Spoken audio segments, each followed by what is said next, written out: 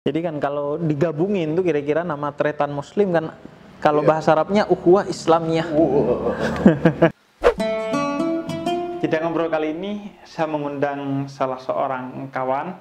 Dia seorang stand up komedian yang berasal dari latar belakang budaya yang sama dengan saya, yaitu Madura.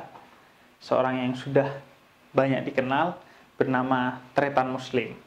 Dia sedang gemar-gemarnya mempelajari Islam, dan saya ingin ngobrol-ngobrol dengan dia tentang bagaimana ia mempelajari Islam dan bagaimana ia memahami Islam.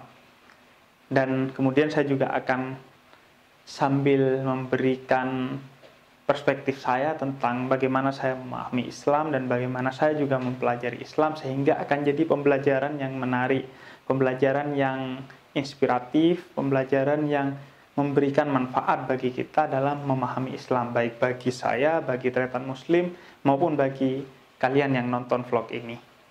Dan sekaligus juga saya mengeksplorasi tentang masyarakat Madura, latar belakang kita berdua yang memiliki corak keislaman yang menarik, yakni Islam begitu kuat dipeluk oleh mereka, namun dalam menjalaninya dijalani dengan sangat lentur, dengan luas, sehingga keislamannya menjadi begitu menggembirakan dan tidak mengurangi kehusuan dan keseriusan mereka dalam memeluk Islam itu sendiri. Oke, kita lanjut ngobrol dengan Tretan Muslim. Halo, siap. Yo, what's up? Tim, nggak gitu. Kalau di YouTube, kalau YouTuber gitu tuh. Gimana, Pak? Muslim, apa kabar? Apa kabar? Baik. Alhamdulillah. Sekarang kalau nanya kabar saya adalah apa kabar? Apakah aman juga? Aman juga. Sehat dan aman. Sehat dan aman. Dan sejahtera enggak? Sejahtera? Belum tentu. Makanya masih kerja. Oke. Nah, Muslim, gue mau ngawali dengan ini deh. Nama dulu deh. Tretan Muslim. Gue kan punya background Madura, walaupun gue Maduranya swasta. Madura swasta. Madura swasta itu artinya orang Madura yang gak lahir dan gak hidup di Pulau Madura, tapi di Jawa Timur, tapi berbahasa dan berbudaya Madura. Nah, kalau Muslim ini Madura negeri, betul-betul dari Pulau Madura. Nah, gue mau tanya, nama Muslim dulu deh. Nama Muslim itu memang nama asli? Nama asli. Sebenarnya nama panjang aku tuh Aditya Muslim namanya. Aditya Muslim. Terus karena masuk stand up dulu tuh kayak kan kalau di stand up kita harus punya nama panggung kan. Dan aku bikin namanya Tretan tuh karena biar mewakili, bukan mewakili sih. Kayak aku satu-satunya stand up komedian dari Madura dan ciri khasnya Madura. Jadi aku nama panggungku itu adalah bahasa Madura gitu. Yang artinya ya Tretan itu banyak yang nanya itu dikira nama asli. Jadi Tretan tuh nama panggung saya dan Tretan tuh artinya saudara. Dan di Madura tuh kayak kata Tretan itu sangat berarti banget gitu, kayak wah kita nih Tretan nih, kita saudara nih gitu. Makanya Tretan Muslim. Kalau Muslim nama asli saya gitu. Jadi kan kalau digabungin tuh kira-kira nama Tretan Muslim kan, kalau bahasa Arabnya Ukhuwah Islamiyah. Kan artinya persaudaraan di antara umat Islam. Artinya, iya. Saya baru menyangka sekarang. Iya, artinya kan persaudaraan. Artinya kalau nama itu doa, ini udah doa yang keren nih. Ini ultimat tuh. Iya, udah punya visi untuk menjadikan semua umat Islam jadi saudara kita. Iya. Dan karena memang budaya orang Madura itu salah satu yang kearifan budayanya, mereka menyebut semua orang Madura itu dengan ragam perbedaannya sebagai Tretan. Artinya saudara. Karena memang kata Sayyidina Ali itu pernah bilang kalau kita itu harus bersaudara dengan siapa saja.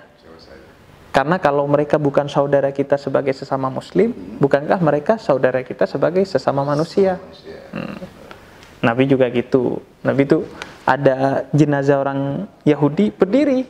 Berdiri Nabi menghormati, karena kata Nabi, bukankah dia juga seorang manusia seperti kita, maka kita juga hormat sama mereka. Nah, terus Lim. Nah, lu kan sekarang nih juga sudah mulai dekat dengan umat Islam lah, dengan tema-tema keislaman. Nah, gue pengen tahu nih, sebenarnya Islam menurut seorang tretan Muslim tuh gimana sih? Kalau menurut saya ya, ini menurut saya loh bro, nanti inilah pendapat pemuda ini.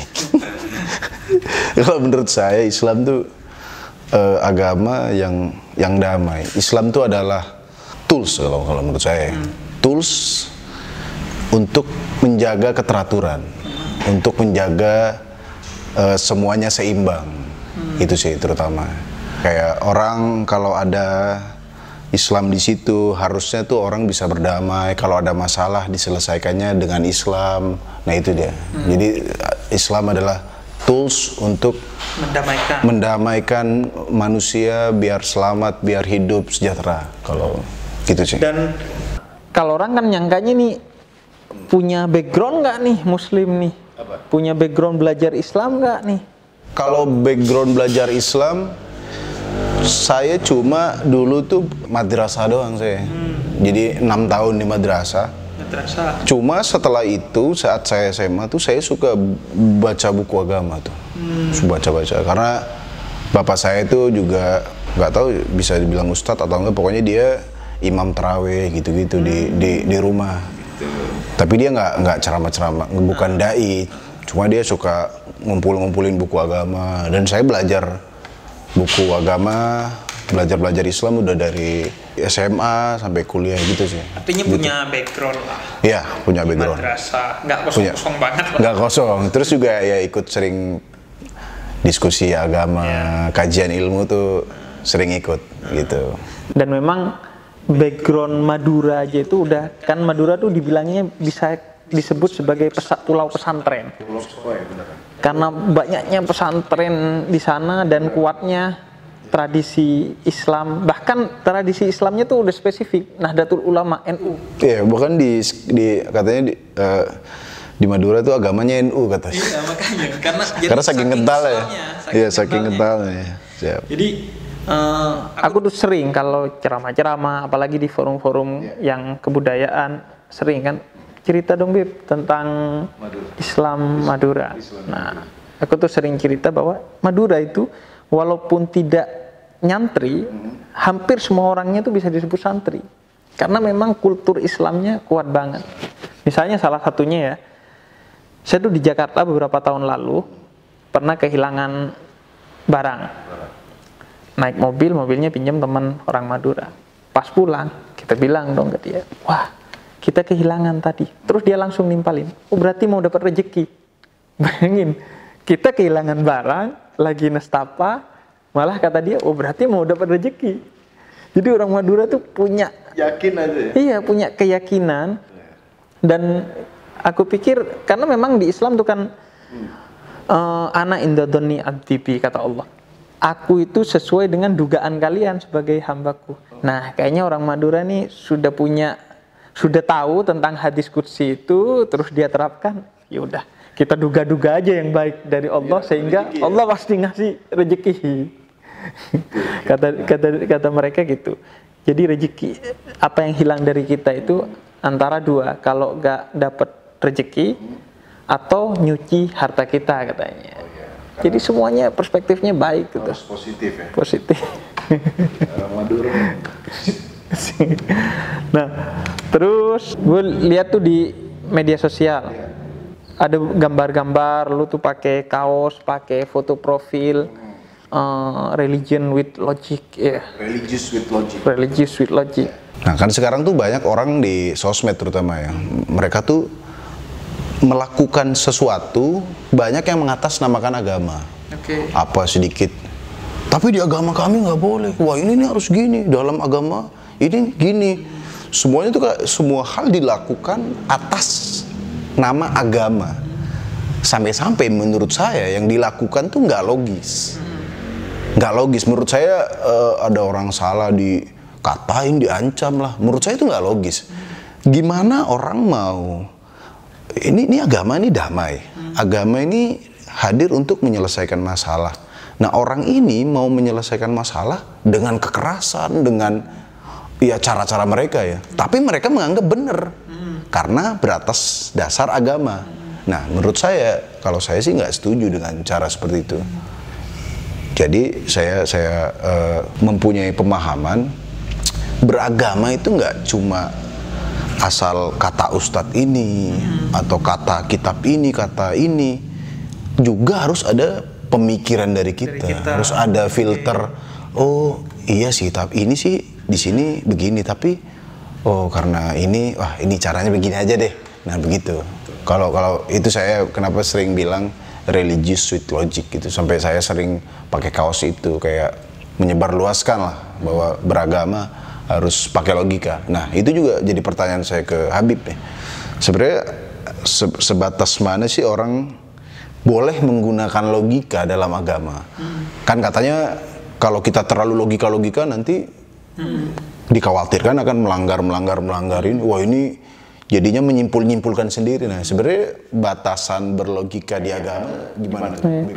Iya sebenarnya kan sumber, kalau kita bicara Islam ya, sumber Islam itu memang Quran hadis lah, seperti yang kita banyak dengar.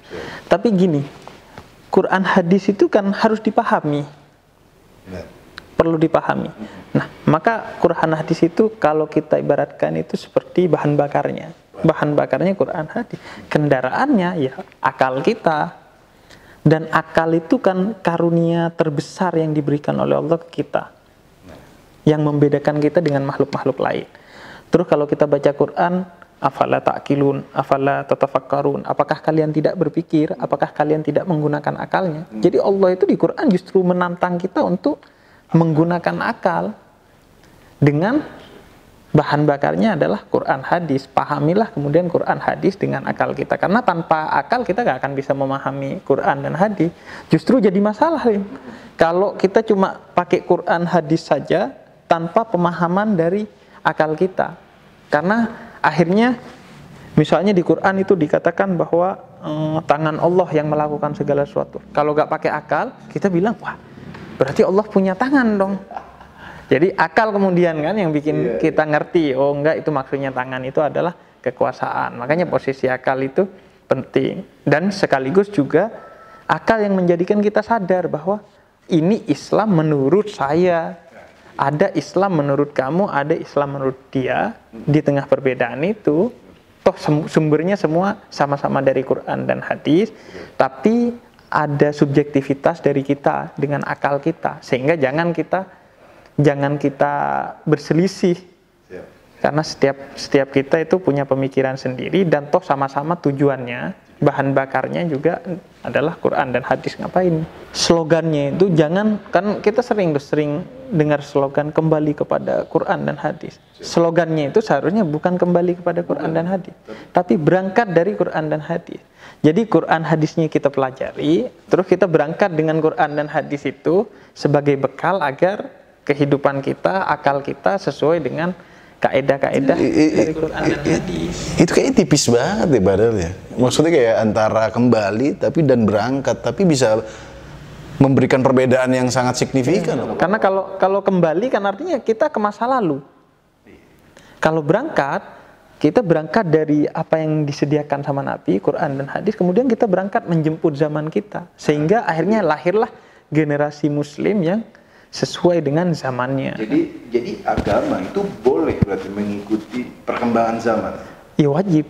Wajib harus. Karena Nabi bilang Islam solihun likulli zaman wal makan. Islam itu harus, karena bahan bakarnya dari Allah, dia tidak terbatas pada satu ruang dan satu zaman. Kata Nabi, dia harus disesuaikan dengan setiap zaman dan setiap ruang. Makanya di Indonesia ini udah keren. Yang menyesuaikan dengan zaman itu Muhammadiyah, Islam berkemajuan. Yang menyesuaikan dengan ruang, NU, Islam Nusantara. Udah pas kita nih, Islam gitu udah keren. Yang penting damai aja loh. Iya, di tengah berbeda itu kan masing-masing punya peran sendiri-sendiri. Ada Muhammadiyah yang ngurusi agar Islam tetap maju. Ada NU yang ngurusi agar Islam sesuai dengan budaya Indonesia.